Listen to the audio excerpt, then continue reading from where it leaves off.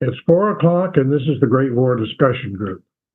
Steve Dixon, who you will remember from a few months ago, is going to talk about strikes, riots, and mutinies of the Great War. Sad though it seems, not everybody was all in favor of the war, and not everybody wished to sacrifice for the war.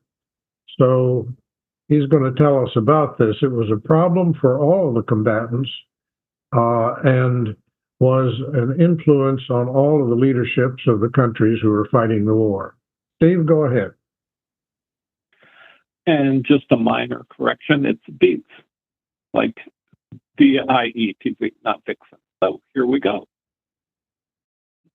To start off with, this is a fairly one that could be described in a number of different ways.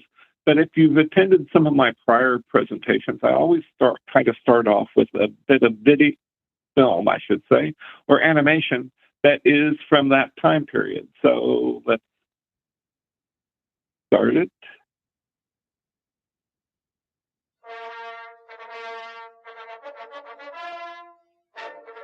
Now, the theme of these is, you'll see from these animations are from that time period, 1918, 1919, but they border in some ways almost on propaganda, and that they all have a clear message. These first two are by Ford and showing the wonders of the American institutions. And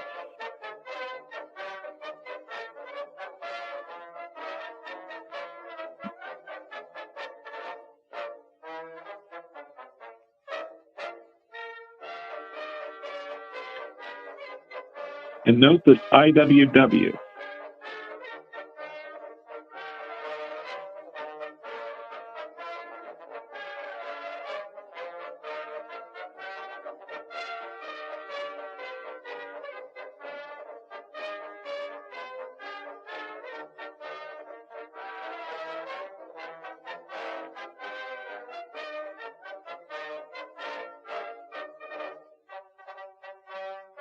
I thought about putting music to these, but I thought they were fairly self-explanatory and trying to find the correct music.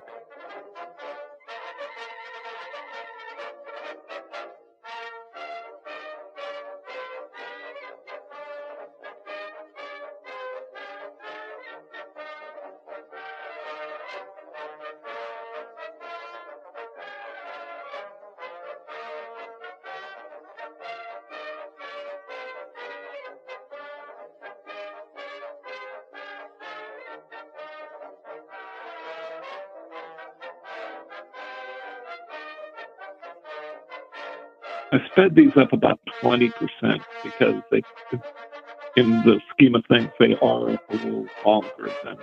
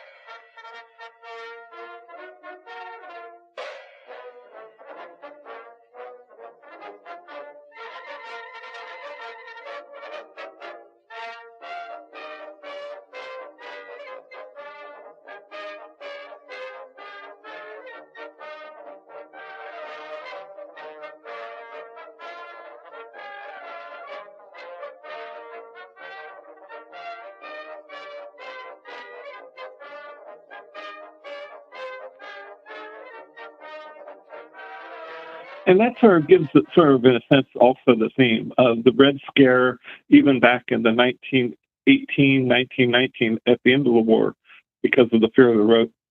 Now, this is a topic that could easily fill books, not a book, but books. And this presentation, once again, is an overview, similar to some of my other presentations.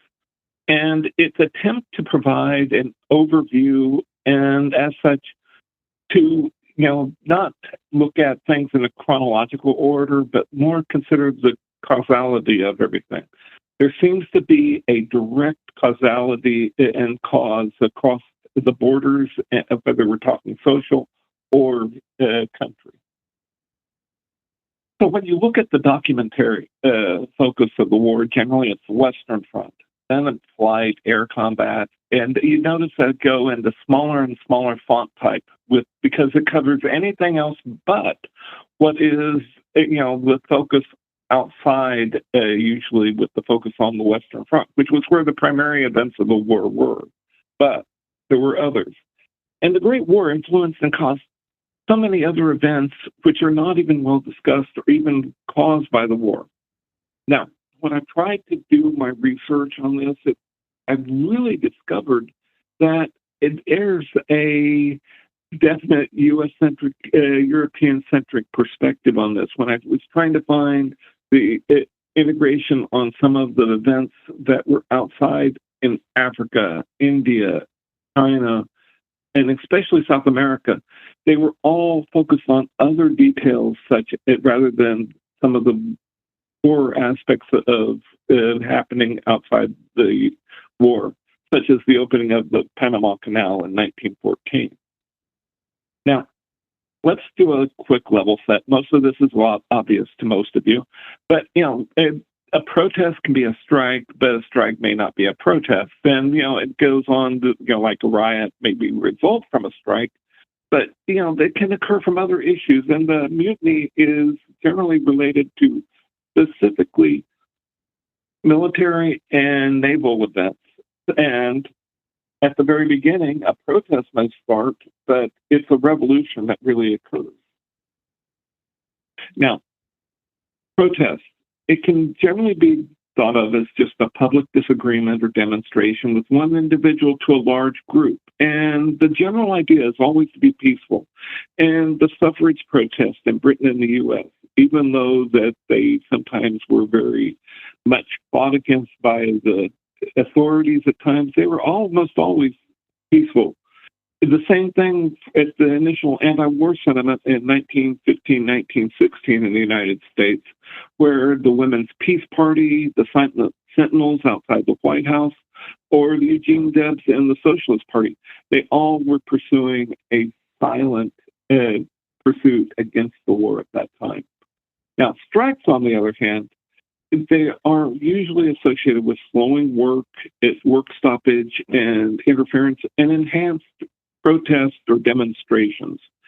And generally, once again, strikes are like the protest. They are meant to be a peaceful ideal and to demonstrate against the working conditions or the situation at hand. But the strikes can start off as peaceful, but they can turn violent, and that those change can be initiated by either side, but usually it's some type of catalyst event, and the violence is directly related to either the suppression or the quest for a quicker change or resolution to the strike. And most of the strikes of that period were related to mining and manufacturing. It had not really spread into some of the other industries, such as a better example is one of the broadest strikes of 1919 was the U.S. Steel strike, and it's still considered the largest strike of its type. Riots, though, they might be an element of a strike, but a strike may not have riots. It generally civil disorder and violent disorder is the mainstay of any riot. And once again, it's all based on the interpretation of whether it's being the law being used with or against you, because things can be turned into a riot very quickly from a peaceful strike or demonstration. One of the most notorious events that's not well considered is in 1937, the Memorial Day Massacre up in Chicago, where strikers were doing a peaceful walk up to a steel mill, and the steel owner brought the police in the day before and such, and proceeded to open fire, killing somewhere in the neighborhood of 10 or 12 and injuring at least 40 more. And the majority were shot in the back. And the riot's cause, like I said, can be manifold. It can be the result of a child getting hurt, or the investigation or suppression techniques.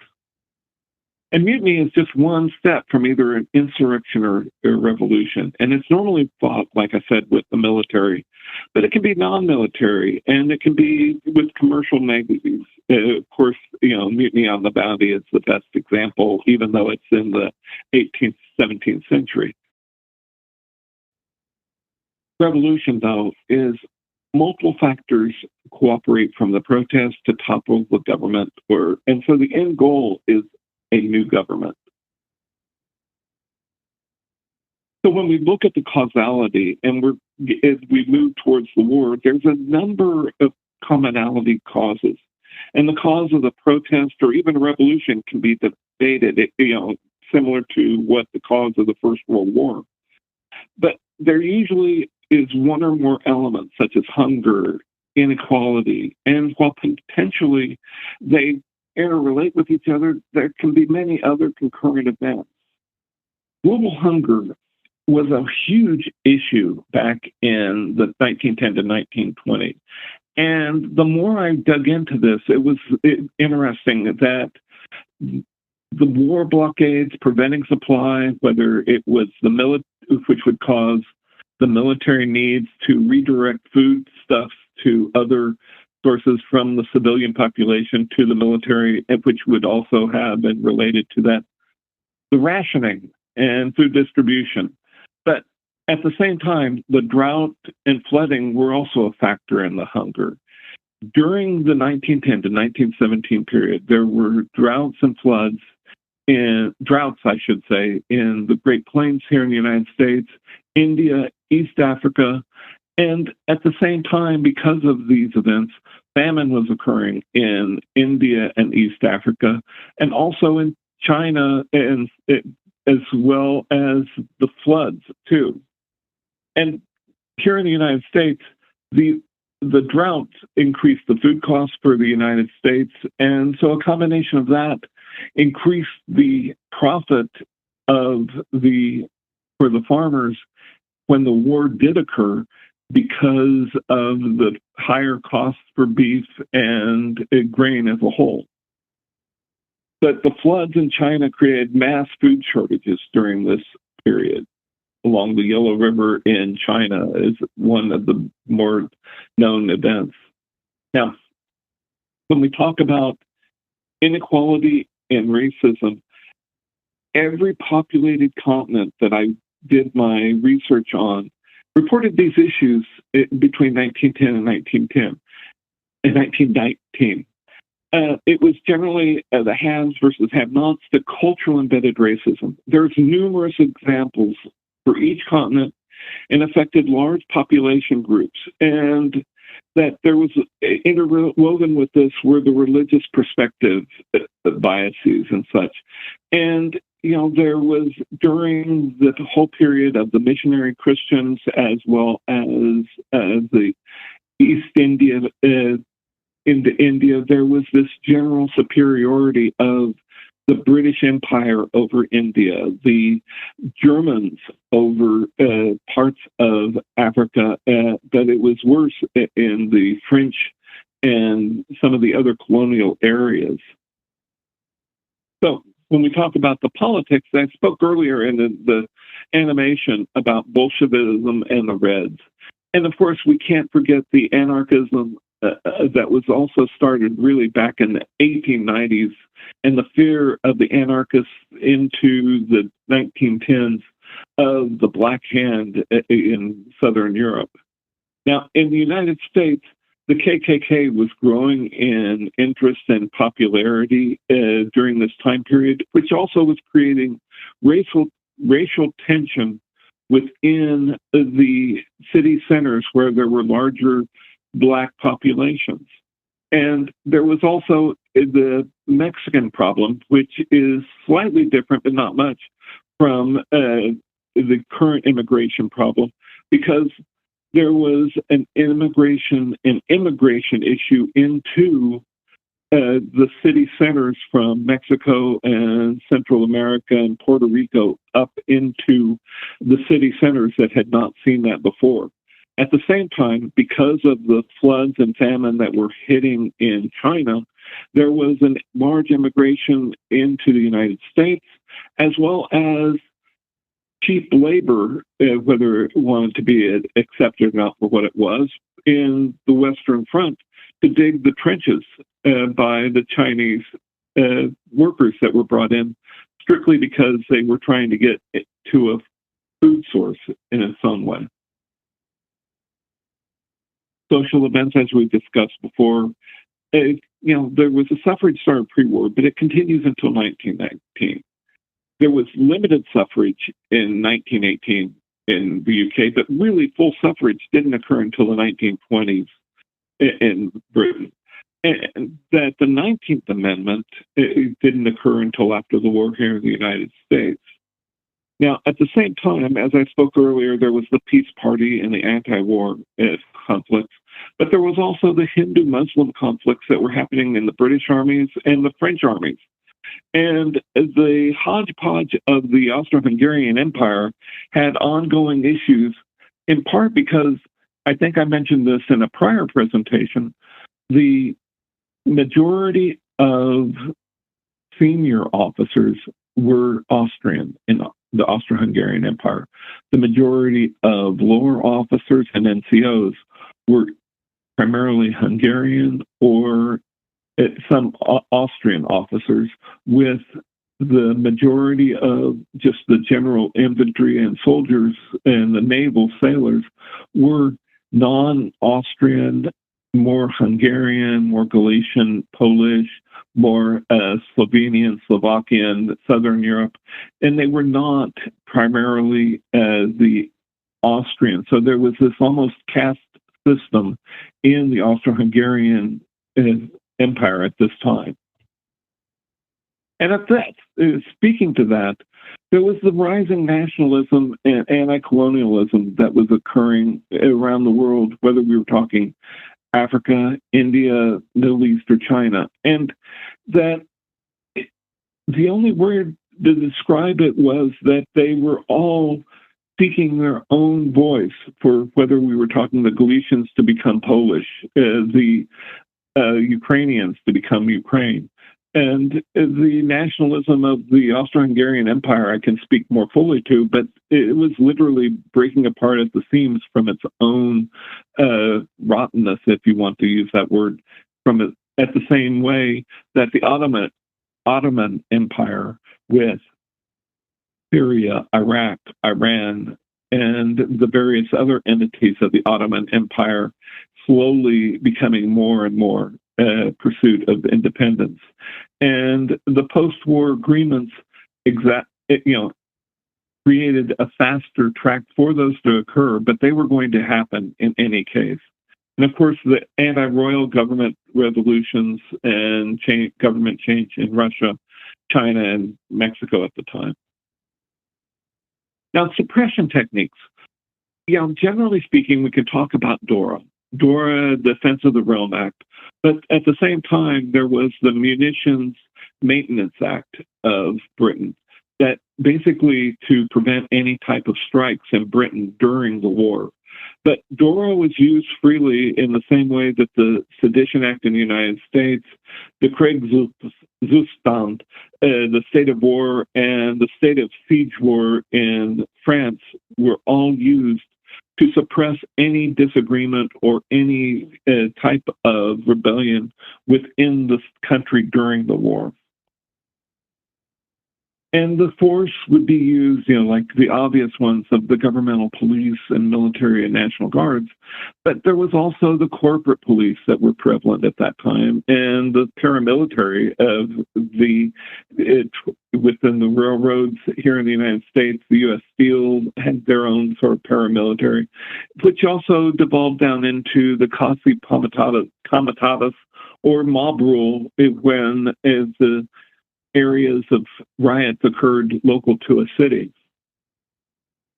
Now, there were also at the same time, because of the events, the business and societal restrictions, whether we're talking shop closure, church admonitions, and once again, the strike breaking by corporates and their wealthy by firing everyone and bringing in anyone else to work.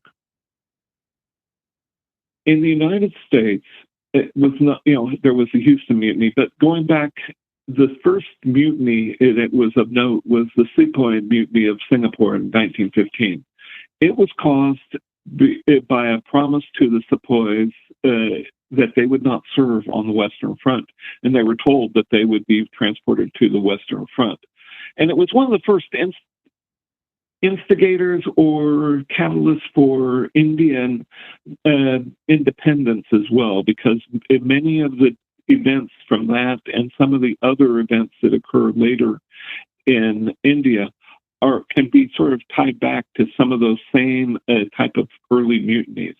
The Houston Mutiny was an unfortunate event that, because of the conditions of the Houston barracks, as well as the way the local were treating the blacks who were stationed there, it caused literally initially a riot and then a mutiny by the African American soldiers who were stationed there.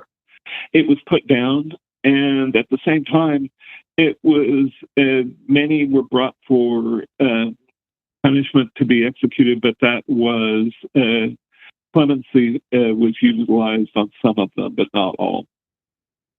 At the same time, in 1917, there was the Etaples Mutiny. I never can really say it correct.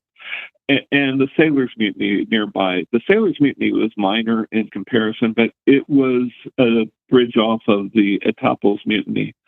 The Etaples training camp in northern France was meant to train the soldiers, and it was notoriously bad in the British Army. And that finally things got so bad that the soldiers stationed there in the training area took control of the village, and General Haig had to be brought in to help negotiate the ending of it. It's far more publicity or knowledge was the Nivelle mutiny by the French army in 1917. There had been previous small mutinies in the April-May timeframe within France, but after the failure of the Nivelle offensive, the whole French army was basically up in arms, and it was a fairly close thing, but it caused the French military to redesign and refigure how they were going to deal with the army. That's an interesting topic in itself, and I'm hoping to cover that and the Etaples mutiny in a later presentation. And finally, we moved to 1918. There were obviously the naval mutinies and the other Russian Army and Navy mutinies that were occurring at the same time of the revolution in Russia. But lesser known in 1918, the Adriatic Austro-Hungarian mutiny and the Presidential mutiny in Poland.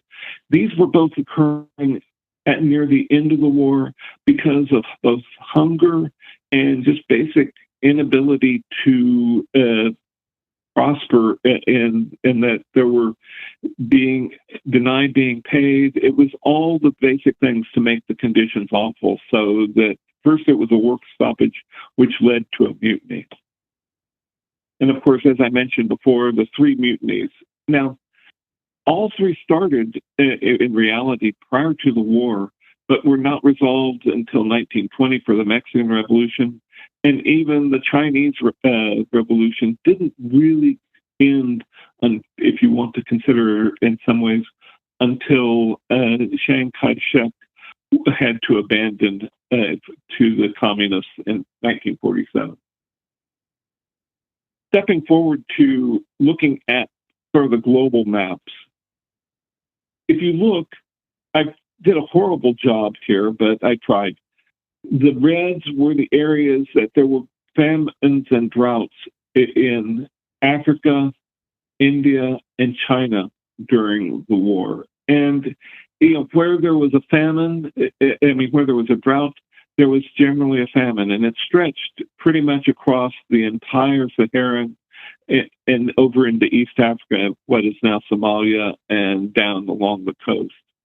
Now, this is not as well publicized, but there were also droughts and famine in India, which were causing a combination with that and flooding in the south of India that created horrible conditions. So you had droughts in the north, floods in the south.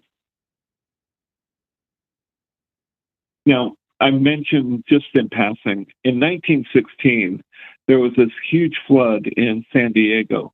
And it did impact the military for a while because it impacted the San Diego port. But San Diego had been suffering a drought for a few years prior, and that they brought in a rainmaker.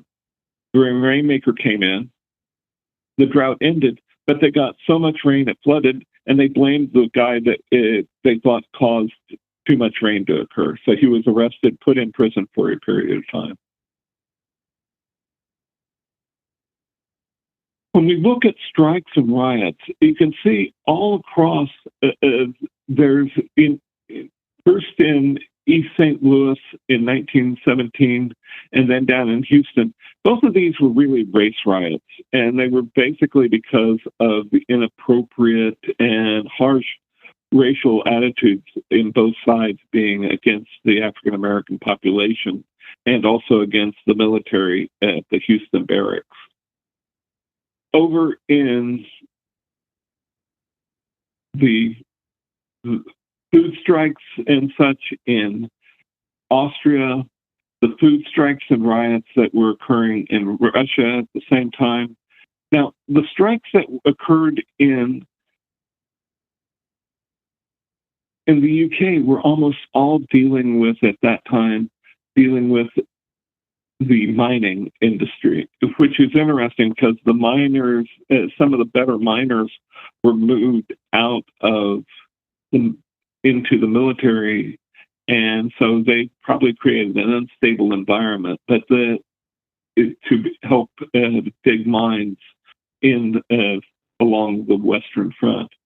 There was also, as I said, the strikes from the Nivelle Offensive, and then there were also late in 1918 the strikes that occurred in Poland, and also I didn't catch the animation, but and in Austria.